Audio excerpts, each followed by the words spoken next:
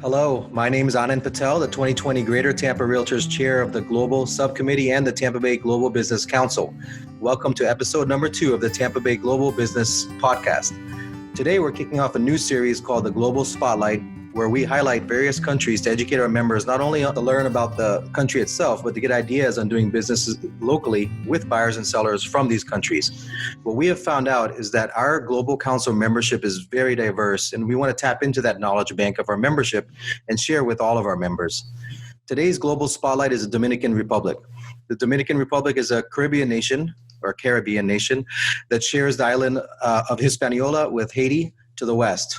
It's known for its beaches, resorts, golfing. Its terrain comprises of rainforest, savanna, and highlands.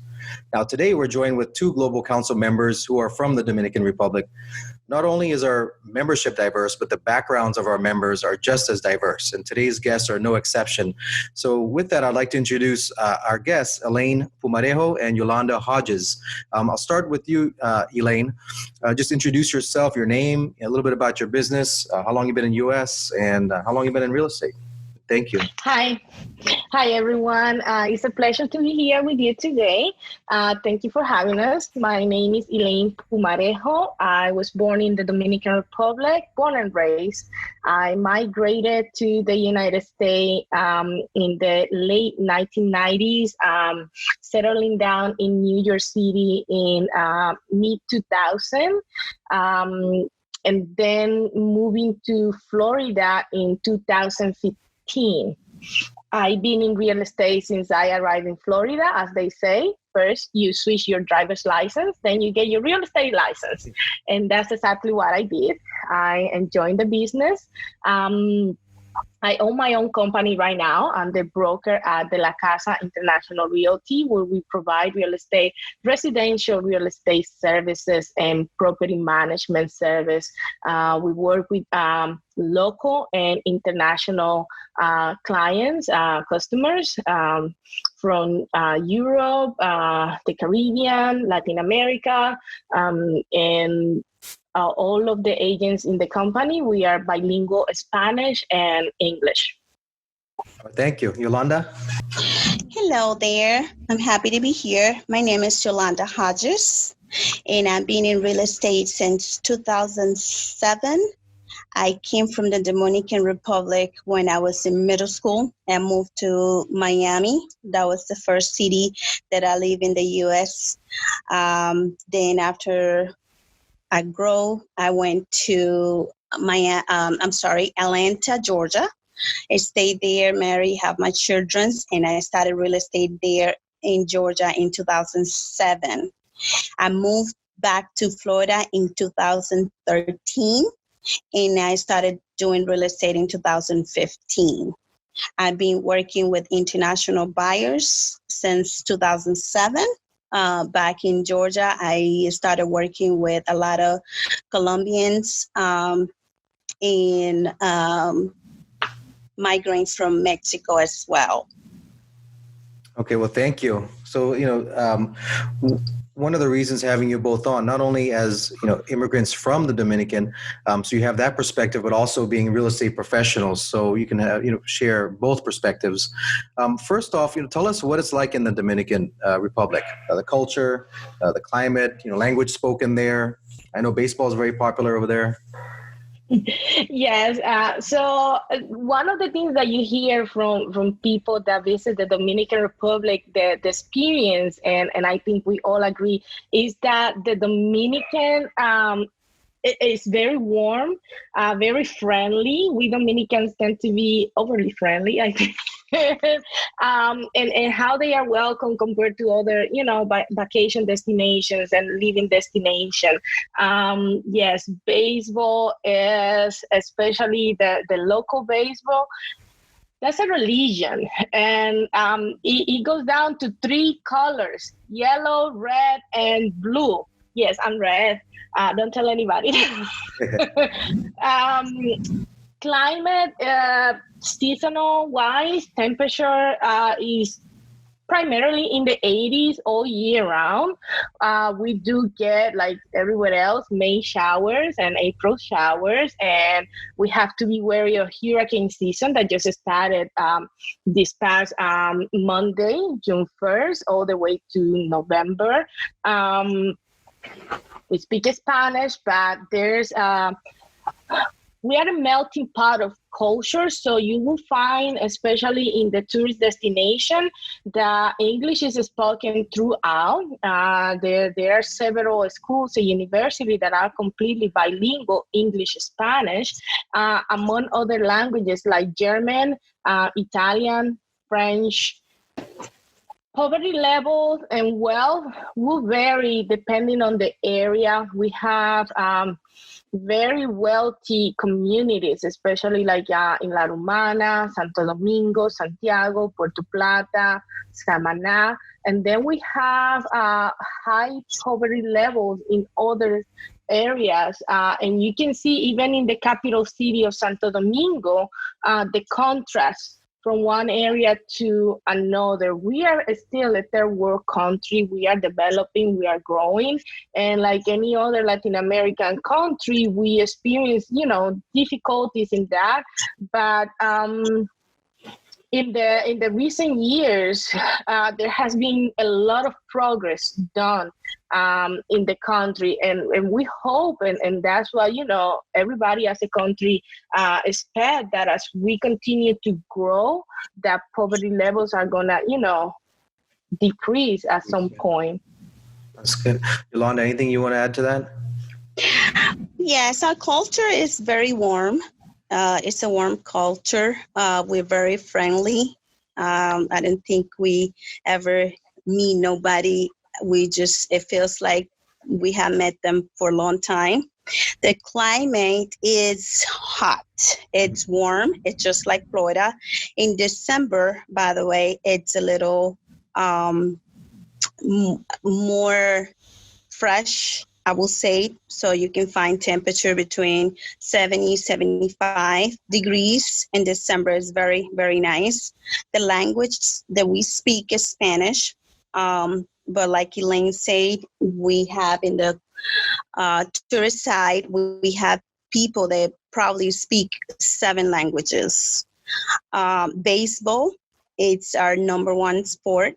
I believe the kids come out of the hospital with a bat and baseball hat. What's the dish? I was reading about the national dish. I think it's like the color of the flags. Is white rice, chicken, and red beans. It's not necessarily the color of the flag, but it's like stewed chicken, or stewed chicken or stewed beef with white rice and red beans with salad, or fried plantains. So is that still a staple in most households? Yeah. Okay. Yes, that we call that la bandera. That's why it is. That's what it's flag. Okay.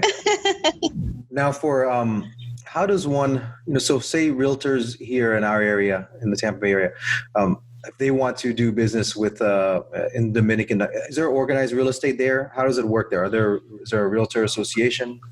Yeah, for many years, real estate was just like any other business. There was no regulations really much. Whoever wanted to do real estate did not need to get a license. It was unregulated. But in the past few years, the National Association of Realtors, in conjunction with the Global Committee, has been reaching out. Right now, we have a memorandum of understanding with the Dominican Republic for agents that are doing international business from the U.S. And association, they created the Association of Realtors. It's called Asociación de Agentes y Empresas Inmobiliarias.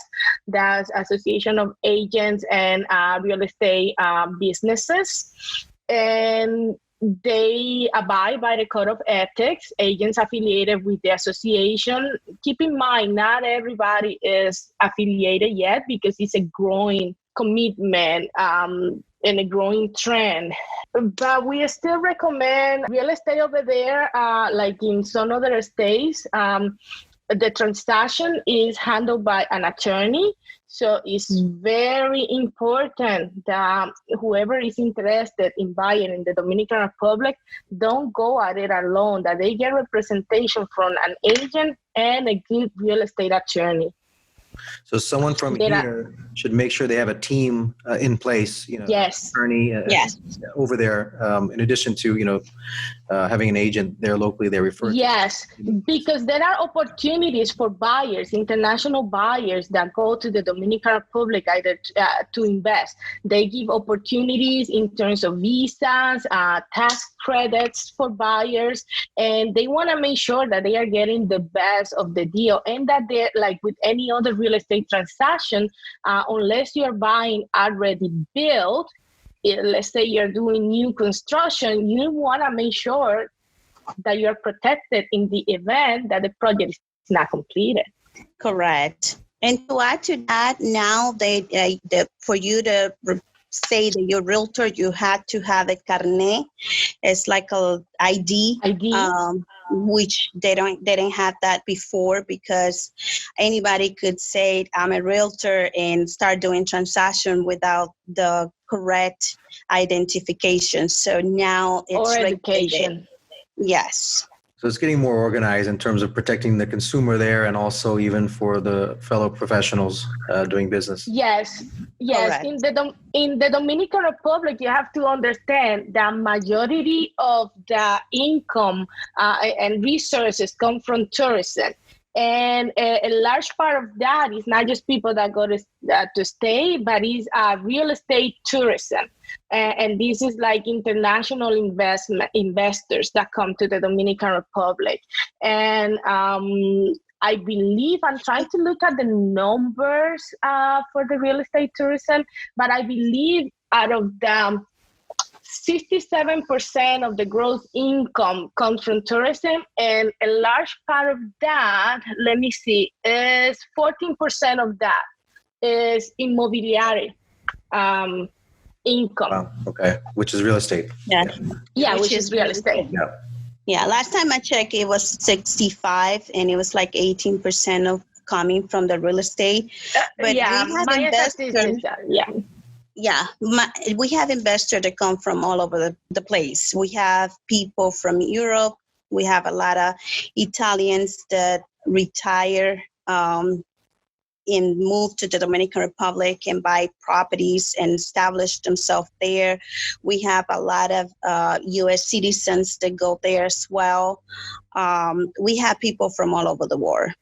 And with the new trades that opened up with China, we have a large Asian community growing in the Dominican Republic as well. We have Chinatown now. Wow. Oh, yes.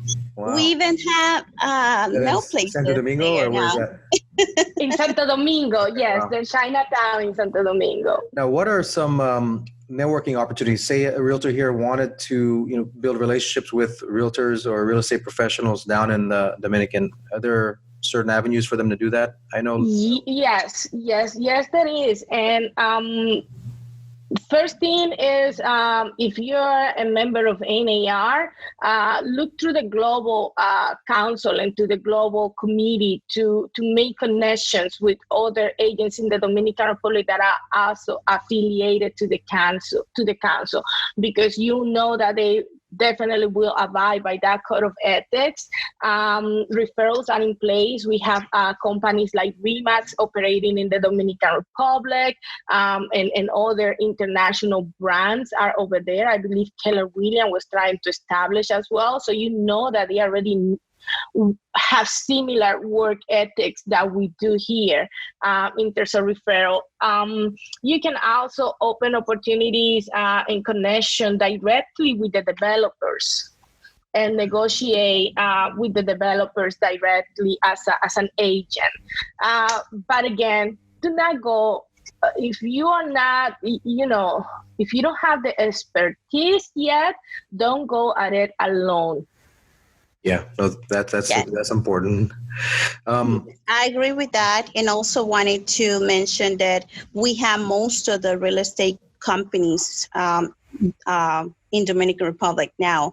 At least in my side of town, which is Punta Cana, we have Century 21. We have Remax that's pretty big over there.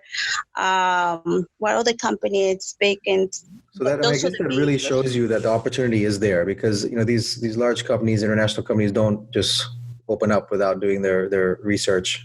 So correct. The stability correct. And opportunity is there. Now let's look at the other side of the coin. Now, for those from the Dominican Republic that are buying here in the Tampa Bay area or even throughout Florida, are they relocating to Florida, to start a new life or new business opportunity, or is it for schooling for their kids or education, or do we have investors or second home buyers? What's the kind of the composition of those that are buying? Well, as we discussed, people migrate for the main reason that a Dominican will migrate is to seek better opportunities. Primarily when they come to the United States, is either because they got transfers, job opportunities outside, education opportunity. We have that, and it goes both ways. For education, higher education, like college education, they have the exchange student program, and they have the scholarship program to study abroad through Europe and to the United States. And they give a lot of opportunity to students coming from the United States and from other countries to study in the Dominican Republic. So we see that exchange in college towns. You are bound to find some Dominicans through that program. Now, when they come to stay as a permanent resident, we see higher numbers and concentration to the East Coast, Northeast coast of the United States, especially the tri-state area. New York, New Jersey, Connecticut, Boston has a high number of Dominicans residing. I think that's where you're going to see the most Dominicans in the United States. And then from there, seeking better quality of life, they start first coming down the East Coast, Maryland, South Carolina, Florida, Miami, and then from Miami, then they branch out to other areas throughout Florida. We are seeing now a lot of people migrating from the Dominican Republic to the West Coast, especially Houston and Nevada. So that's something to keep in mind. I know yourself came to the U.S. through New York. Yolanda came through Miami. So these are almost like the port of entries. And then you're saying, and Puerto Rico. Let's not forget Puerto Rico. Yeah. Okay. So these are good target markets as well for someone that wants to advertise or promote our area. For those that are, they're in the Northeast and they're ready to come, get warmer climates or, yes. low cost of living, no state income tax, other, whatever the reason may be. So even it doesn't have to be just really targeting Dominican Republic itself. Those that have already established themselves in the U.S. and now trying to move to Florida. So there's opportunity. And sometimes those people that are relocating from the Dominican Republic, they're relocating because we have a lot of big companies, major companies in the Dominican Republic, and they relocate the personnel to come to U.S. as well. So that's a big opportunity there as well. Oh, okay. Is there any specific type of industries that are dominant, or just various international? Technology. National technology. Technology right now is very big. They have a couple of years ago they started bringing call centers and support centers from the U.S. to the Dominican Republic because. First of all, the pay rate, the exchange between the dollar and the Dominican peso. And mm-hmm. then because, like I said, education, you receive even in public school, bilingual education is available for those that want, that second, even 3 languages. Okay. Yes, technology and airlines. I have cousins that's being relocated from the Dominican Republic to Houston because she was working with American Airlines for 18 years, and they relocate her and her entire family. Wow. So there's other companies that that's a possibility as well. Okay. Yeah. What would be a piece of advice you'd give someone looking into business in the Dominican or someone from the Dominican Republic? I know, Elaine, you mentioned, making sure you have the right team in place, the resources there. I think that goes with pretty much any other country as well. In the Dominican Republic, we're still working very hard to create that transparency in everything that goes. We are a country where it's all about connections. Who do you know, and what what can they do for you to transmit things faster and things, and we're coming a long way from that, where bribes were very common over there, and you could do whatever you want. Now there are regulations in place that we have to follow, and in order for you to know what can you do or what can you not, or what can you expect from a transaction, that team of professionals, engineers, are the ones that run valuations for properties and terrains and lots, architects, your attorney, your real estate professional, is very important. Okay. Yolanda, anything you want to add? Yes, you had to, just like Elaine mentioned, have a team, have professionals. Don't go to anybody. If you don't know the country, just get familiar or find somebody that you know, because it can be hectic if you don't do so. You have to have the right people working for you, because sometimes, we can find the wrong person to do business with. But attorneys, we need attorneys, we need a realtor. We still use engineer for most of our constructions over there. So make sure that the developer are using the correct engineer, or using the correct people to build, and that's important. Okay. And one good advice that I received recently was when looking at who's developing your project, especially if it is new construction that you're going to, who's developing that project, what's their track record, what's their history, because that probably is not going to be their first project. You want to see, what's their success rate of completion, their average time, depending on the project and things like that. But right now, and keep in mind that these projects, especially with the condominiums projects in the tourist area like Puerto Plata, Punta Cana, Samaná, these are 3 to 5 years projects from beginning to end, and sometime by the first year they will be completely sold out. Wow. Yes. Okay. I agree. And I know you mentioned before we started the podcast, I believe some of these developers, being a real estate, if you're agent, referring the client, they pay the commission, with the initial deposit. It's not like you're waiting 3 to 5 years, right? There are some major developers that they will work out with you and with your client. You'll be able to separate your project with like a deposit, sometimes $5,000-$10,000 deposit. You will get a time to complete your initial 10%, 25%, whatever is on your contract. That's why it's good to have your attorney revise the terms of the contract. And then upon completion, what will be the rest? But from the real estate perspective, you as a referring agent and the agent working with you, you don't have to wait until completion to receive that commission in most cases. Once they do that, complete that first percentage required under the contract, that's when you will get paid. Okay. Regardless if it closes or not.